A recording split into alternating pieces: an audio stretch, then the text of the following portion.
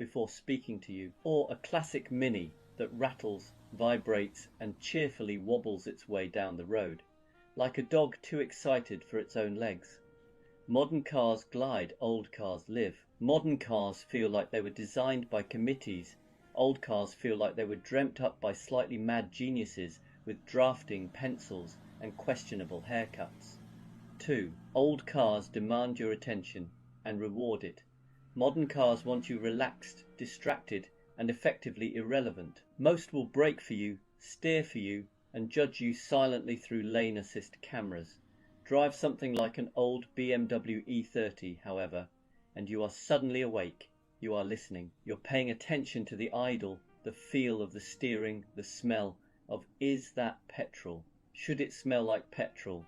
An old car pulls you into the moment by necessity. It's mindfulness, but with more mechanical sympathy. You can't zone out. You can't doom scroll. You can't even sneeze without considering how the carburetor feels about it. And in that strange tactile relationship between human and machine, something happens. You remember what driving is. Not a task, not a commute, not an algorithm. A connection. 3. Old cars teach you character. Modern cars hide it. Modern cars are smooth, predictable, and engineered to feel identical across thousands of units. A Volkswagen today feels like a Volkswagen tomorrow, even if tomorrow's Volkswagen is technically a rebadged Skoda. But old cars, every single one has its own personality, its own backstory, its own grumpy morning habits. Your friend might own the same model year, same spec, same colour, and somehow their heater works and yours doesn't. Your locks freeze, theirs won't unlock after rain. Your dashboard rattles at 40 miles per hour, theirs rattles at 37.5. Every old car is unique. Like snowflakes that rust, a modern car hides its quirks behind layers of electronics and stability control. An old car puts its quirks on loudspeaker and then throws in a bonus squeak from somewhere you haven't identified in 3 years. And the funny thing is, that's what makes them charming. 4. Modern cars are fast. Old cars feel fast. Take almost any modern family hatchback, let's say a Ford Fiesta. It's quicker than many old sports cars. It corners better. It stops better. It does everything better, and yet it doesn't feel fast. It feels efficient, like a highly competent appliance. Now get into something from the 70s, a Triumph Spitfire for example. You do 40 and it feels like 80. You do 60 and it feels like 140. You do 70 and you start bargaining with whichever deity handles structural integrity. In an old car, speed has flavour, wind noise, vibrations, a speedometer that shakes like it's had too much coffee. All of it creates drama. You finish a drive in an old car and feel alive. You finish a drive in a modern car and feel like you've just arrived. 5. Old cars let you participate. Modern cars entertain you. There's a reason people are nostalgic for old Hondas and Toyotas with manual gearboxes. Changing gear yourself is fun. Balancing a clutch is fun. Listening to an engine instead of a synthesized engine noise through speakers is also fun. Modern cars often try to entertain you with huge screens and animated menus. Meanwhile, an old car entertains you by simply being a car. Take something like a classic Subaru. You turn the key, something mechanical happens. The flat four burbles, you feel the road. You actually drive, you're not swiping, scrolling, tapping, pairing, updating or rebooting anything. And that simplicity feels like fresh air for the brain. 6. Old cars connect you to people. Modern cars connect to the cloud. You take an old MG Jaguar or Alfa Romeo to a petrol station. You are not filling up. You are starting a conversation. People love old cars. They want to ask about them, share memories, tell you about the one they once had that caught fire, but in a charming way. Modern cars don't start conversations. Modern cars silently upload your data to a server somewhere. Old cars bring out nostalgia.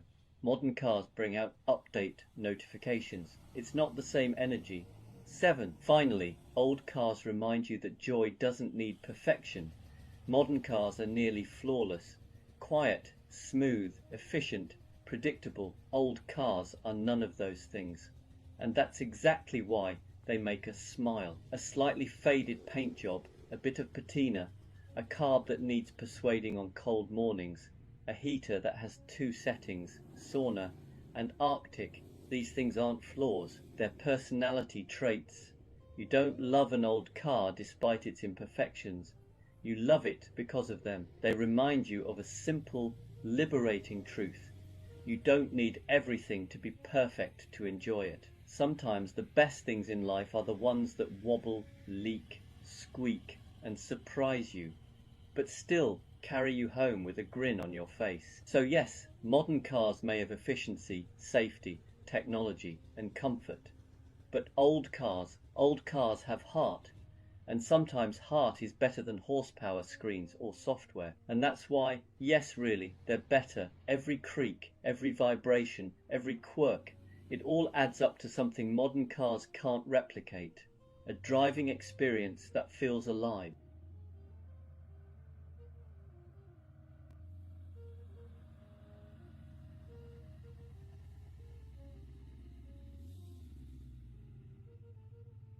Owning a classic car does something subtle to the way you drive. At first, you think you're just learning how to keep an old machine alive, but somewhere along the way, without any formal training or advanced driving courses, your habits start to change, and oddly enough, they tend to make you a better driver, even when you're back in something modern and sensible. Here are 3 of them. The first habit is listening. Classic cars demand it. A modern car filters everything out for you. The noises, the vibrations, the feedback. But an older machine doesn't bother with subtle hints. A slight change in engine note on an old Alfa, a new vibration through the wheel of an MG, or a gearbox that suddenly feels a little less cooperative in a Porsche from the 90s. These are all conversations, and if you ignore them, the car will escalate the discussion. So you learn to listen, to notice, to anticipate, and that habit sticks. You become the kind of driver who feels what the car is doing instead of just reacting when something goes wrong.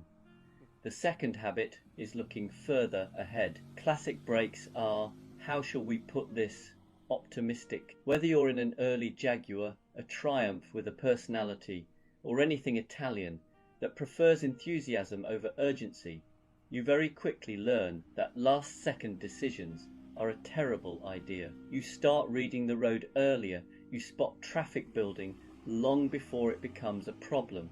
You leave space, you plan, not because you're being virtuous, but because it's easier than standing on a brake pedal that was designed in another century. And once you've learned that skill, you never really lose it. Even in a modern car with enormous brakes and a dozen safety systems, you're calmer, smoother, and far less rushed. The third habit is mechanical sympathy. Classic cars reward gentleness. They don't like being rushed when they're cold. They don't appreciate aggressive gear changes. And they absolutely remember if you've been unkind to them.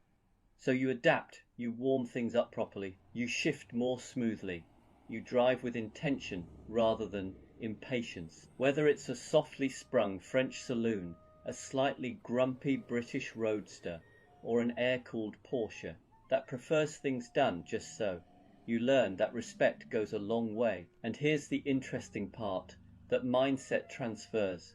You drive modern cars more smoothly, you waste less energy, you feel less stressed, you arrive more relaxed, even if you didn't arrive any faster. So yes, classic cars leak, rattle, and occasionally test your commitment to the hobby, but in return, they quietly train you to be more attentive, more patient, and more aware behind the wheel. Not bad for something with no driver aids, questionable reliability, and an owner's manual that assumes you already know what you're doing. Sometimes the best driving lessons don't come from technology. They come from old machines that simply ask you to pay attention.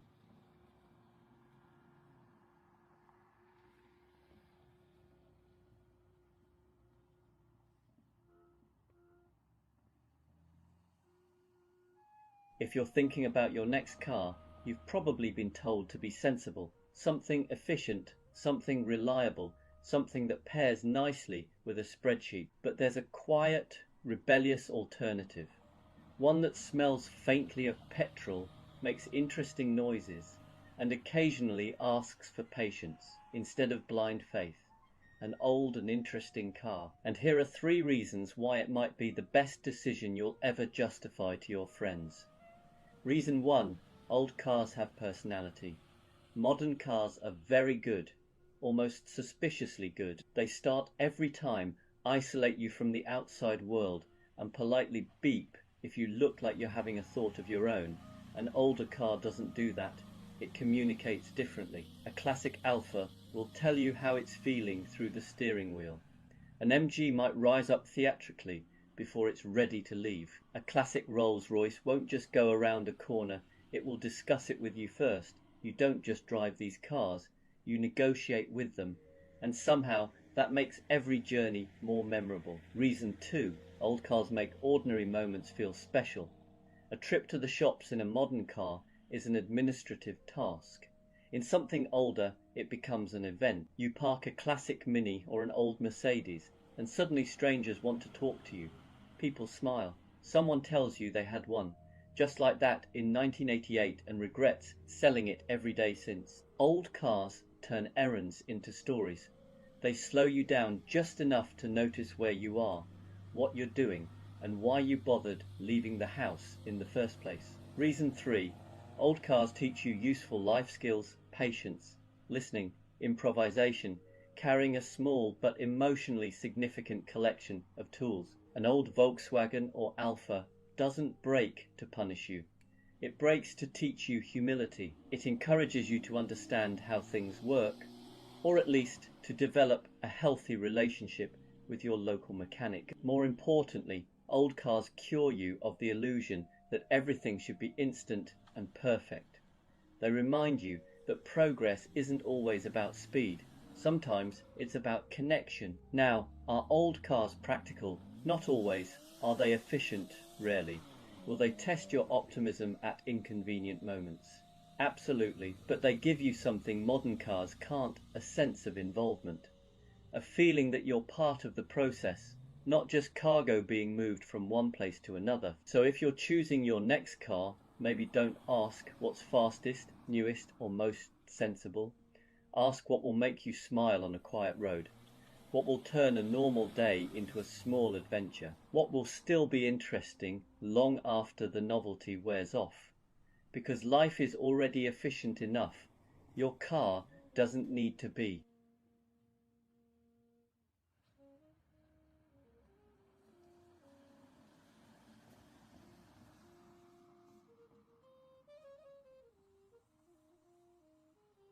There's a quiet bond between people who own classic cars.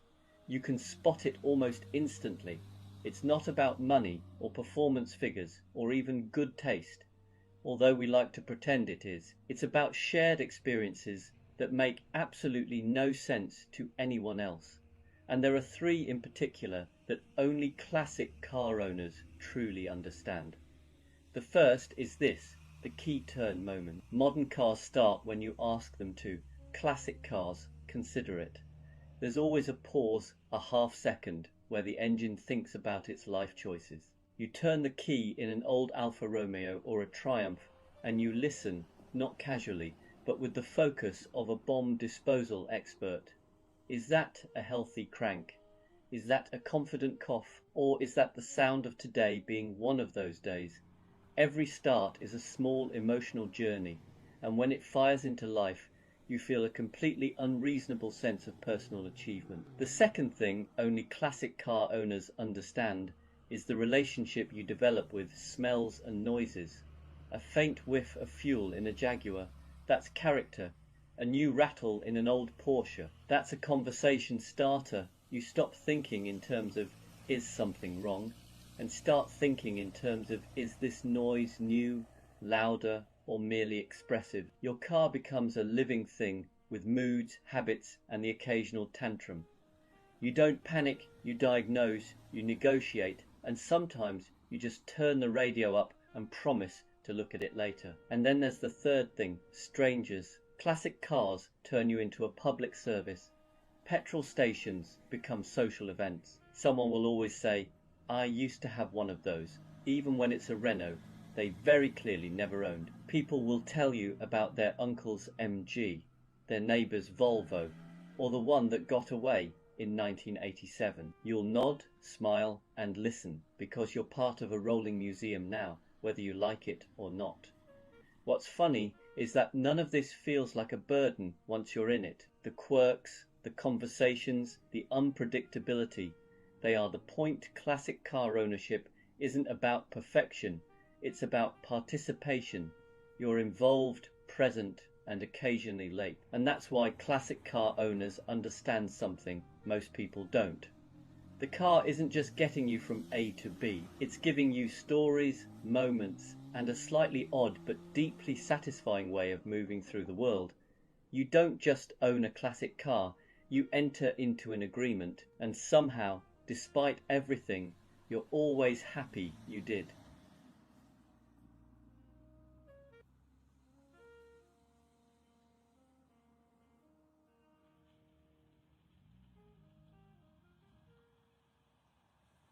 Owning a British classic car is a bit like living with a polite housemate who smiles warmly, makes excellent tea and quietly rearranges your life while you're not looking. You think you're in charge, you're not, and if you listen closely you'll realise your car is plotting against you, not out of malice but out of tradition. Let's start with the first plot. Number 1. Timing. Your British classic has an impeccable sense of when to misbehave. It will never fail on a random Tuesday when you have nothing planned. No, it waits patiently for the exact moment you're heading to a wedding, a long-awaited drive, or somewhere that requires arriving without the scent of petrol and regret. Triumphs, Bristols, old Jaguars, they all share this gift. They'll idle perfectly for weeks, then suddenly decide that today is the day the starter motor feels emotionally unavailable. And the thing is, it won't be dramatic about it. There'll be no bang, no warning light, just silence, as if to say, I'm terribly sorry, but no. The second plot is more subtle. Number 2, confidence erosion. British classics are masters of psychological warfare. One good drive and you feel invincible. You start thinking, I've sorted it now. You tell friends it's actually quite reliable. This is when the car strikes. A minor rattle appears, then a smell, then a noise that wasn't there yesterday and absolutely is there now. Is it serious? Is it nothing? You don't know. That's the point. A Land Rover will convince you that every vibration is either completely normal or the beginning of the end, and you'll never know which. A classic Mini will make you question whether that pull to the left is new or simply part of its personality. You start doubting yourself. The car remains calm. It has done this before. And finally, the most devious plot of all. Number 3, emotional attachment. This is where British classics really get you. Despite everything, the leaks, the quirks, the way a classic Jaguar can turn fuel into noise with astonishing enthusiasm, you fall for it, you forgive it, you defend it. You start using phrases like, they all do that, and it's just a simple fix even though you've said that 6 times already. At some point, you'll catch yourself patting the dashboard of an old Rover or talking gently to an Austin Healey as if encouragement might help. And oddly enough, sometimes it does, or at least it feels like it does. That's when you realise the plot has succeeded. You're no longer an owner, you're a caretaker, possibly an accomplice. But here's the twist. This isn't really sabotage, it's a relationship. British classics don't want efficiency. They don't want speed or convenience. They want attention. They want patience. They want you to slow down, listen, and accept that perfection was never the goal. So yes, your British classic is plotting against you, against your schedule, your certainty, and your spare cash. But it's also plotting for something quieter and better. Fewer rushed journeys, more stories. And the kind of memories you only get from a car that occasionally refuses to cooperate. And honestly, you wouldn't have it any other way.